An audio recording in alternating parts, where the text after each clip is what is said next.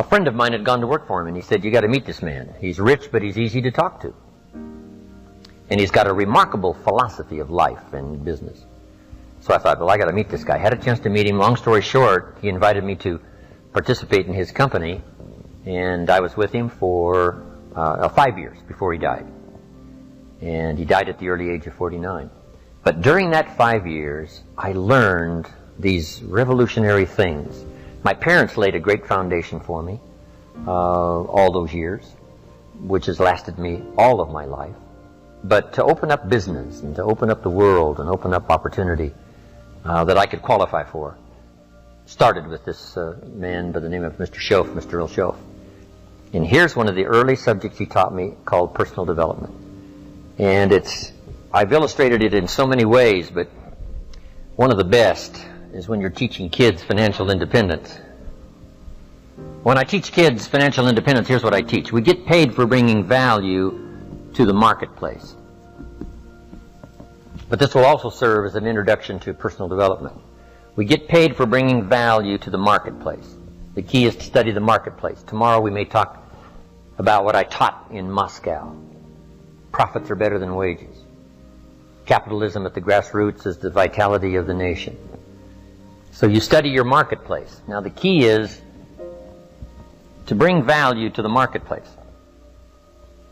Now, up here put time. It takes time to bring value to the marketplace. Actually, there's two parts to the value. To bring a product or a service, and to be valuable to the marketplace. To bring value and to be valuable. And it takes time, but we don't get paid for the time. We get paid for the value. So the key is to study the marketplace. What do they need? What could I bring? And what could I become?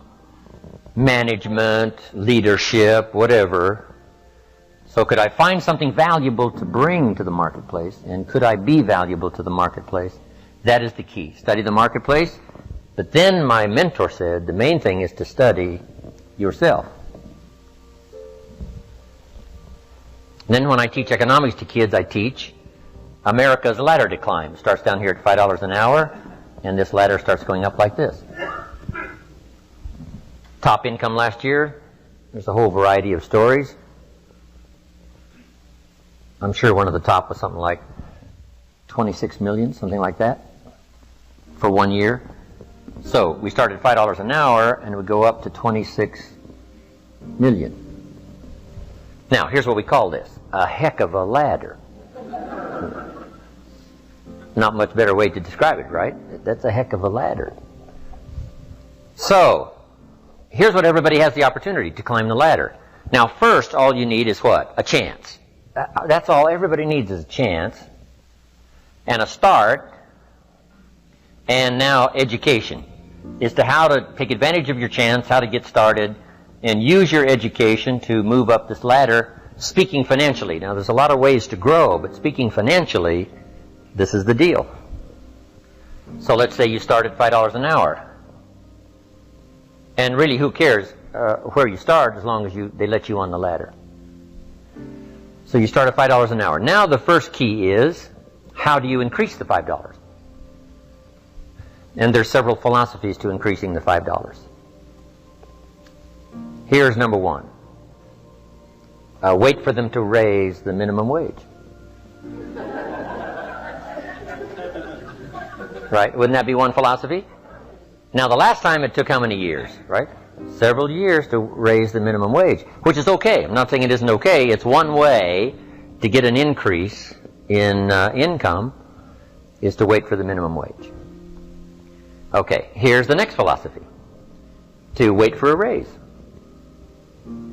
which is certainly legitimate. Now the question is, how often do the raises come? Every 6 months maybe, 1 year, they do what? A review? What if you miss the review? Well, you got to wait another 6 months or maybe a year. So that might take quite a while to go from 5, let's say, to 6. Here's another philosophy. Go on strike. Here's the philosophy we call by demand, to demand more. And if you don't give me more, I'll go on strike. I won't work. Which is one philosophy. To get more by demand. Now here's the problem with demand. Make the note. Kids need to learn it. You can't get rich by demand. You might get a few more pennies, right? You might get an extra dollar. You might get an extra benefit or something, but you can't get rich by demand. Here's why. Not that it isn't America, and not that it isn't that economically now we're doing incredibly well. But here's why you can't get rich by demand. It's the wrong philosophy. And here's what would be tragic all your working life. To live in the right country and have the wrong philosophy. So you can't get rich by demand. Then how could you get rich in America? It's very simple. Change your philosophy. And what would be the new philosophy? Answer. You get rich by performance, not by demand. Now, my mentor says, some people don't just make $5 an hour. They've moved up to $6. How easy would it be to get to $6? Probably pretty easy. If you work for McDonald's, they paid you $5 an hour, hauling out the trash. If you whistle while you haul out the trash, they'll pay you $6 an hour. Right? Here's an unusual person. They deserve $6 just because of their attitude. Wear the hat, say yay McDonald's. Okay?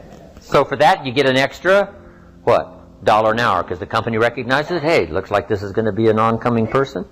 So it's not that difficult to go from 5 to 6. But here's what's interesting. Some earn $50 an hour, 10 times as much. How could you multiply your income by 10?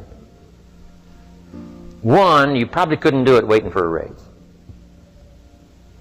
Certainly you couldn't do it waiting for them to change the minimum wage. And you certainly couldn't do it by demand. Because usually when they make demands, they don't demand that you multiply my income by 10. People don't go on strike for multiplying their income by 10, usually, right? It's just a little increase. So, how could you go from 5 to 10? Interesting. But that's not the end of it. Can you think of somebody that makes $500 an hour? My Beverly Hills attorney, yes. I think. And you can think of some, right, that make $500 an hour? Now, 500 multiplies by 10 again. Not just once from $5 to 50, but from 50 to 500 is multiplying by 10 again. Can you multiply by 10 and then multiply by 10? And the answer is yes. One, living in the right country is an advantage. But here's the greatest advantage, having the right philosophy. Now, $500 an hour is not the end of the story. We go right on up to these top incomes. Would a company pay someone $26 million for 1 year's work? And the answer is yes. They do it all the time, right? Not because this guy went on strike. That's not how he gets the $26 million.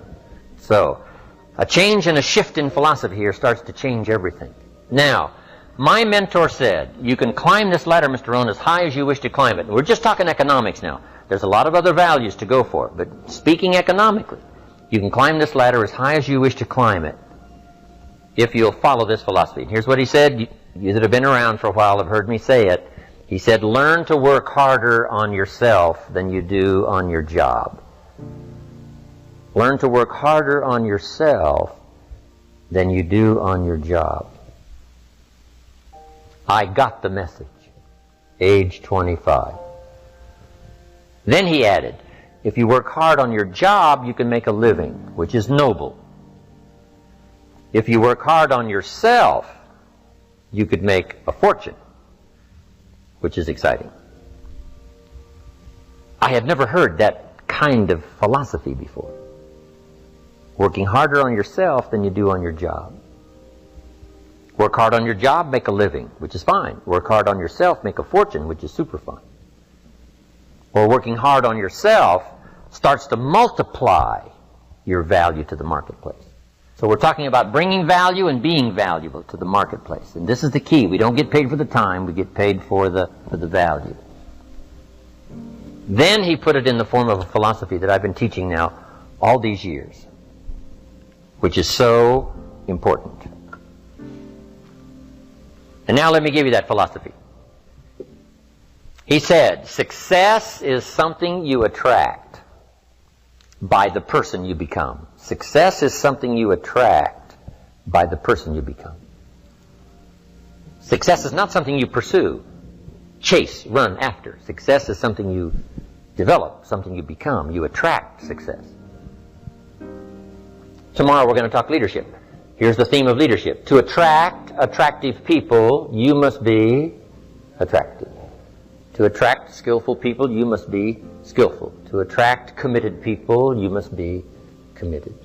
So the whole key to unlock all the treasures, whether it's economic treasures or spiritual treasures, financial, social, personal, every way you can possibly think of, is by your own personal development.